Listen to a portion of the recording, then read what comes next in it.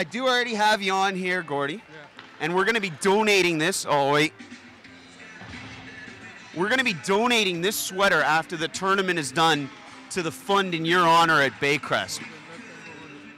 And I know somebody who's definitely going to want this, Gordie. Now, I got to ask you, you're coaching a bunch of these participants today. Is there any advice you can give to them like you would, you know, for a Stanley Cup contender or something? Like any sage advice? Yeah, just ignore me, but play like hell. No, I got some, the regular coach will call them out, and then I just go up and down like I'm doing something. But no, I've... So you're pretending like you're grapes? Yeah, and I like the grapes? Oh, no, like grapes, Don Cherry. That's what I said. Don't let me get in trouble again. I won't get you in trouble with grapes. I mean, after all, your name isn't Ovechkin. It's Mr. Hockey. I mean, if he can understand me. Of course he can. It's grapes. Grapes. He loves you. I mean, he can't stop talking. Flin Flon, Manitoba, the man from Flin Flon, Mr. Hockey himself, Gordie Howe. Nothing I could say about that guy. It's like, well, Bobby Orr, except tougher. I don't know. It's Gordie. And bigger. Bigger and tougher. That's one of my favorite players. You're a Bobby Orr fan? Oh, definitely. Now, did you get to see Bobby Orr during his prime and in the playoffs, and you were just looking and going? No, in a Pee-wee. You caught him in Pee-wee? Oh, I caught him in Pee-wee, a young guy, and I played against him, and like a couple others, I said he can't miss.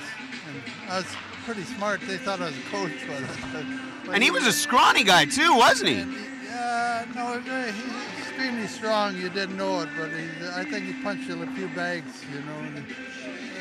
Should I say weights? You give him a few tips, though? No, it's to stay out of trouble. Just to stay out of trouble? He failed. No, he's just one of the people where you meet him. The minute you know him, like you try to teach a kid something to shoot a puck, and I only once I lost my mind a little bit because I was talking to him. He turned around looking up in the seats.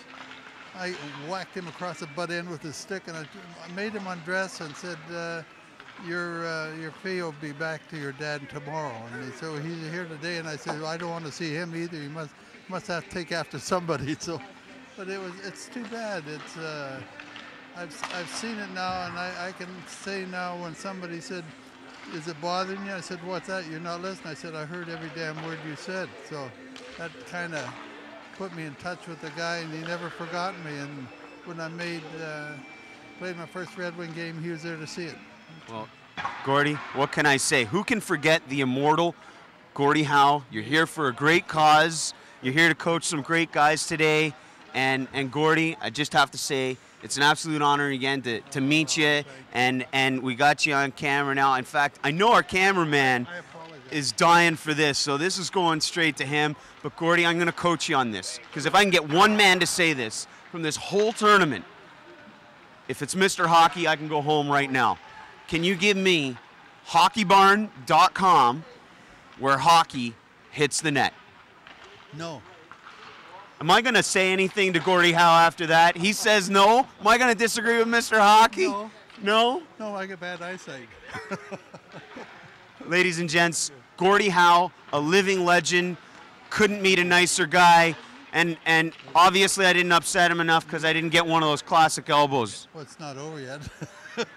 Pleasure, Gordie, an absolute pleasure. Cheers. Thank you so much, sir.